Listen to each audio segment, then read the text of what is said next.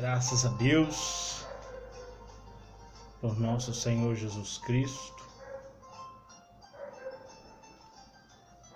que sobre nós o Senhor possa ter derramado o Teu Espírito Santo e a Tua graça.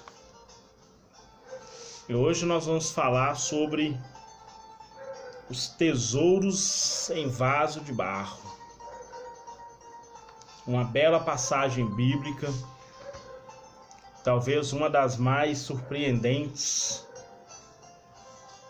passagens bíblicas já escrito. E hoje nós vamos falar sobre os tesouros em vasos de barro. O que mostra a nossa fragilidade e o tanto que Deus pode nos usar.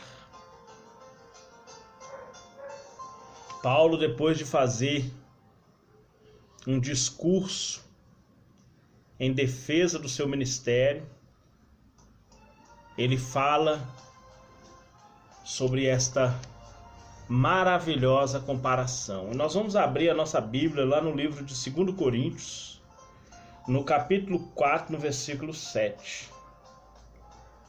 E ele vai dizer assim: temos, porém, esse tesouro em vaso de barro, para que a excelência do poder seja de Deus e não de nós. Embora sejamos frágeis, Deus nos usa para proclamar as boas novas e dá-nos poder para realizar a sua obra. Deus é que nos capacita para nós realizarmos a obra dele.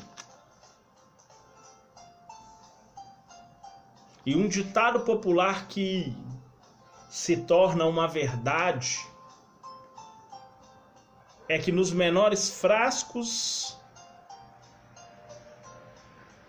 se encontra, os melhores perfumes se encontram nos menores frascos. Isso pode ser uma verdade quando se trata da obra de Deus, da nossa fragilidade, quando nós nos dispomos a fazer a obra de Deus.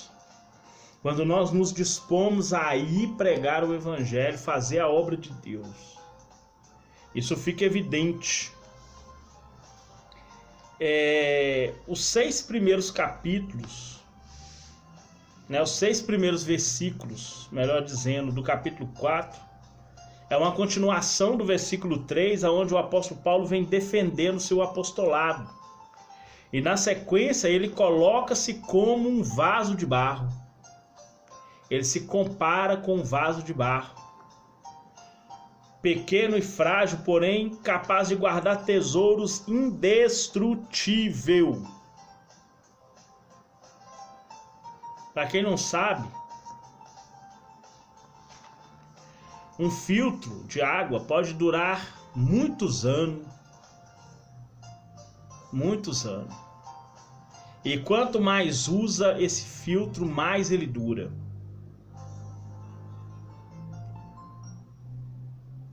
Quanto mais usa o vaso de barro com água, mais ele dura, mais tempo ele dura. Evidentemente que esses tesouros só podem ser guardados pelo poder de Deus, capacitando-nos a ser dignos de guardar esse glorioso tesouro.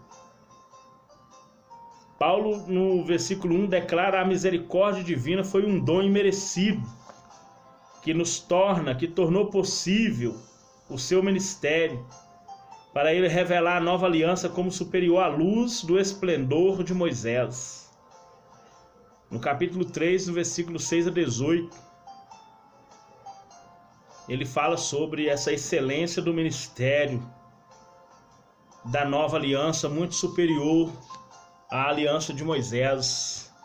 O apóstolo não estava fazendo comparações, mas se sentia privilegiado pelo Senhor de trazer à tona o que estava encoberto lá no ministério de Moisés. É o que ele escreveu a Timóteo, né, no capítulo 1, versículos 12 a 17.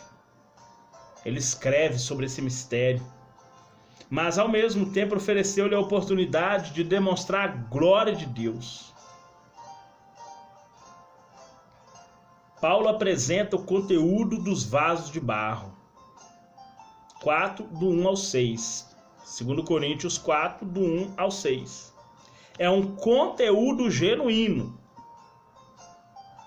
Apesar de do versículo 1 ao 6 ser uma continuação do capítulo 3, quando ele está fazendo a defesa do seu ministério, quando ele usa a figura do barro, né, indicando assim a sua fragilidade, né? Naqueles dias surgiram pregadores que falavam como meros profissionais, sem nenhum compromisso com a verdade daquilo que pregavam. Eram discursos vazios, com elementos falsos, a semelhança dos comerciantes desonestos que adulteravam as substâncias originais de seus produtos, misturando-as com algo mais barato para enganar os clientes. Se você acha que a falsificação de palavra de Deus era só nos dias de hoje, DVD pirata, né? DVD pirata. Acho que DVD pirata é só nos dias de hoje. Naquela época não falsificava DVD, não falsificava um vaso de barro. Misturava ele com alguma outra coisa lá para ele sair mais barato. Mesma coisa é o evangelho hoje. Quantos falsificadores da palavra não estão no nosso meio hoje? Pregando um evangelho sem cruz, um evangelho sem Getsêmani, sem cenáculo, um evangelho sem jejum, sem oração, sem conhecimento da palavra. Quantos não estão no nosso meio assim hoje? Foi enumerar uma lista, escreve uma que vai dar a volta no planeta. Se for enumerar a lista, assim, ó, de colocar nome por nome de nego que anda falsificando a palavra de Deus, aí é perigoso dar a lista, dar uma volta no planeta, assim, ó. E ainda é capaz de não caber os nomes. Que uma das maiores vontades do diabo, ou uma das maiores estratégias do diabo, é imitar Deus. Tá vendo aqui, ó? O leão aqui. Esse leão representa o leão da tribo de Judá. Você sabe o que o apóstolo Paulo fala? Que ele ruge no mesmo tom de um leão, procurando quem possa tragar. O leão é Cristo. O leão da tribo de Judá. Deus é o leão da tribo de Judá. Ele, para imitar, a pessoa achar que quem está rugindo é Deus, o que ele faz? Ele vai lá e ruge. Mas ele está procurando é quem tragar.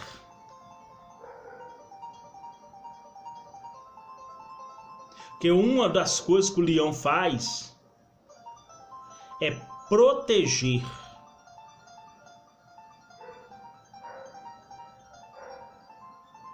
a família dele.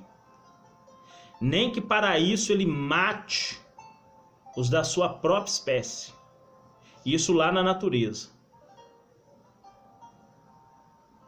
A Bíblia fala que Deus é nosso refúgio e fortaleza, socorro bem presente na hora da angústia.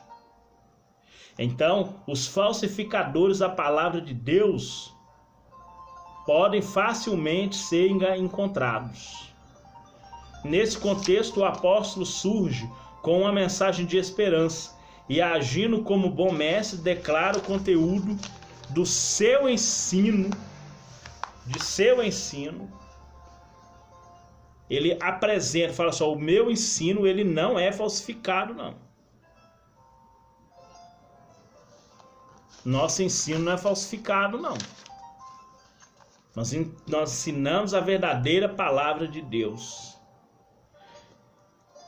Um conteúdo que rejeita coisas falsificadas, versículos 1 e 2 do capítulo 4. O fato de Paulo utilizar no verso 2 o plural rejeitamos, indica que ele referia a si mesmo e aos companheiros do ministério, Timóteo, Tito, Filemon, Aristocrato, que levou a carta de Filipenses até as igrejas de Filipos, de Laodiceia, Timóteo, Silvano. Quando ele fala nós, ele está citando essas pessoas que eram os seus cooperadores na obra, inclusive Lucas, o médico amado, que andou atrás de Paulo praticamente quase que a vida toda dos dois.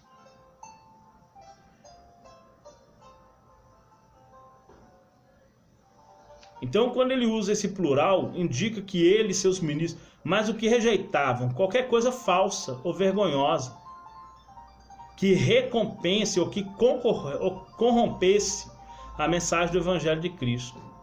Seus oponentes acusavam-nos de que havia conteúdos adulterados e falsos em seus discursos. No entanto, Paulo refuta essa acusação, afirmando que a mensagem que ele e seus companheiros anunciavam era genuína e verdadeira.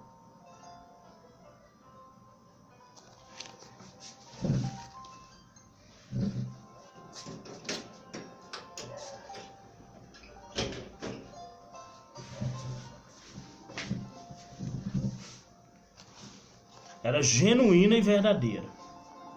Por isso que ele rejeita. Ele e os companheiros rejeitavam qualquer coisa que não fosse a verdadeira palavra de Deus. Ele sempre observava, igual os bereanos, se isso realmente é assim. E ele disputava por não aceitar conteúdo falsificado, a ponto dele declarar aos Gálatas: qualquer um que vier, até mesmo nós, se nós começar a pregar um evangelho fora do que nós já falamos, ou começar a distorcer o que já pregamos, seremos anátema, malditos, amaldiçoados de Deus.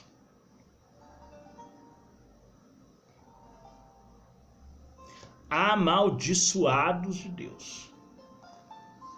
Um conteúdo de coisas espirituais transparentes. Pelo menos 3 sinônimos aparecem no versos 2 e 3 como elementos do conteúdo desse tesouro guardado em vaso de barro. Palavra de Deus, verdade e evangelho. Os 3 é a mesma coisa. Evangelho de Cristo, palavra, tudo isso é um mesmo conteúdo. Não há diferença.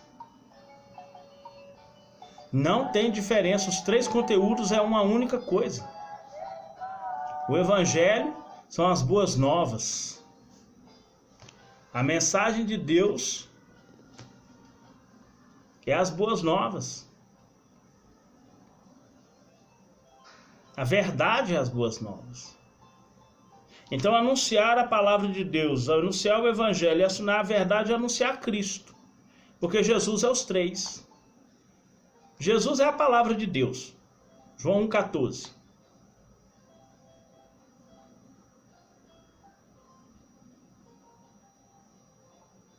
Ele é a verdade. João 14,6. E como o Evangelho quer dizer boas novas, ele também é. Porque o conteúdo do Antigo Testamento é a graça de Deus que virá. Que diz lá em Miqueias 7 da benevolência de Deus. Benevolência no Antigo Testamento para o Novo é a graça. Jesus é a graça. Lá em João 1,18, a lei veio por Moisés, mas a verdade, a graça veio por Deus, por Jesus. Jesus é a verdade, ele é a graça, ele é o evangelho. São sinônimos. Cristãos judaizantes, opositores de Paulo, acusavam-no de haver distorcido a mensagem. Todavia o apóstolo defende-se com os seguintes argumentos. O que pregava era algo revelado. O que ele pregava era algo revelado. A palavra de Deus, a verdade do evangelho, as boas novas. Lá no livro de 2 Coríntios,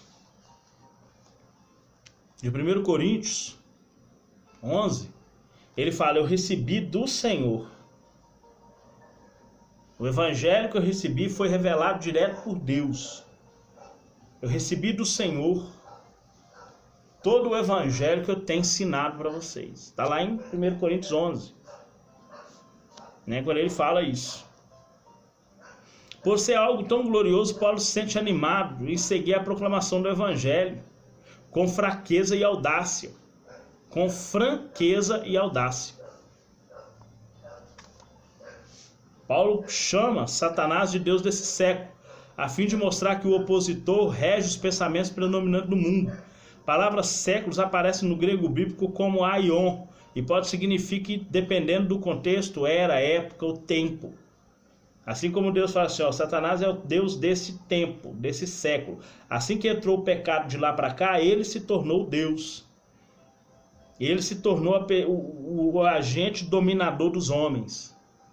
É isso que ele fala quando ele está dizendo assim, ó, Satanás é o Deus desse século. Ou seja, é ele que domina a mente das pessoas que desde que o pecado entrou, ele que domina a mente das pessoas para se opor a Deus. Do mesmo jeito que ele opôs através de Eva e Adão, o Adão e Eva lá no Jardim do Éden. Ele fez com que Adão e Eva se opôssem a Deus. E de lá para cá ele vem fazendo isso. Se opondo a Deus, se opondo a seus mandamentos, se opondo a Cristo. Fez isso quando Jesus estava aqui através dos fariseus, saduceus e Senhor do povo. Vem fazendo com Jambres e Jambres no tempo de Moisés. Né? Vem fazendo com Coré, Datã e Abirão no tempo de Moisés. Fez com Acã no tempo de Josué. Fez com Davi, né, usando Saul para se opor a Davi. Né? Fez com Davi, Golias para se opor a Davi. E muitos outros. Fez com Ananias para se opor a Jeremias no capítulo 25 de Jeremias. Os caldeus e os persas para se opor a Daniel. E muitos outros. Judas para se opor a Jesus. E muitos outros. Muitos outros. Que vêm se opondo a Deus e a sua obra e a sua palavra pelos séculos, até a volta de Cristo. E ainda vai ter o anticristo, que vai se opor totalmente a Cristo, numa guerra para derrubar mesmo a verdade. Para tentar implantar seu reino, mas Deus vai destruir tudo e falar assim, não, quem reina sou eu. Ainda vai acabar com tudo e criar novo céu e nova terra. Então os opositores de Deus nunca vai deixar de existir. Então nós temos que ter discernimento de espírito para saber quem está ou não pregando a verdade. Paulo expõe a fragilidade dos vasos de barro. A metáfora do vaso de barro no verso 7. Paulo extasia-se diante do contraste entre o glorioso evangelho e a indignidade e fragilidade de seus proclamadores, que somos nós.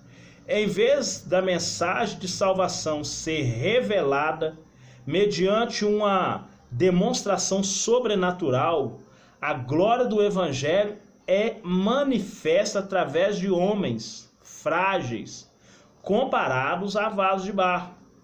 Deus tem poder sobre o barro e sobre os vasos. Ele é o oleiro, por isso Paulo se sente fraco fisicamente, mas o Senhor torna-lhe a fraqueza, tornando-o capaz de revelar a glória do evangelho aos judeus e aos gentios. E Paulo se tornou o maior pregador do evangelho depois de Jesus. Você pode ler isso nos versos 4, 8, sobre a proclamação do evangelho. Mas Paulo, só se lê todas as cartas dele, ele se tornou o maior pregador do evangelho depois de Jesus. Paradoxo dos sofrimentos. Versículos 8 a 10. Nos versículos 8 e 9, 4 contrastes são apresentados por Paulo para exemplificar suas experiências. Se você quiser saber mais sobre o sofrimento de Paulo, 1 Coríntios 11, 25, 11:30 de 1 Coríntios, ele conta todo o seu sofrimento. Sofrimentos foram terríveis, entretanto chegaram a abatê-lo. Nos versículos 10, Paulo faz uma descrição dessas experiências, identificando-se com a morte de Cristo, um sentimento de participação nos sofrimentos do Filho de Deus. Paulo se põe agora como se ele estivesse sofrendo nos mesmos momentos que Jesus sofreu. Sofrimento pela igreja, versos 11 e 12. No sofrimento físico de Paulo, Deus aperfeiçoou, produzindo no apóstolo um sentimento total de dependência. Paulo, aliás, não tinha dificuldades em enfrentar a morte por amor da igreja, de maneira que em nós opera a morte, mas em vós a vida, quando ele declara no verso 12 esse versículo. E Paulo fala da glorificação final desses vasos de barro, nos versículos 13 a 18. O poder que transformará os vasos de barro. Quando falamos de vasos de barro, referimos-nos à fragilidade e à pequenez dos nossos corpos, ilustrados pelo apóstolo Paulo. Enquanto temos vida física, Deus dignifica-nos a sermos guardiões de um valiosíssimo tesouro, que é o Evangelho. O Evangelho de Cristo é valiosíssimo. O Evangelho que traz esperança. Todavia, em sua fragilidade, guardem tesouros incomparáveis. Conhecimento do Evangelho, portanto, compartilhe esse tesouro com aqueles que ainda não o possuem. Receber-nos como vaso de barro é reconhecer a maravilhosa graça que nos foi dada. E que Deus possa te abençoar poderosamente. E que você venha se sentir cada dia mais abençoado pelo Senhor e útil para a sua obra. Pai querido, Pai santo, Deus de amor, de paz e de misericórdia. Nós oramos, ó Pai, em nome de Jesus e apresentamos a nossa vida nas Tuas mãos. Pai, que o Senhor venha nos abençoar, nos guardar, nos livrar, em nome de Jesus. Amém. Deus abençoe as suas vidas.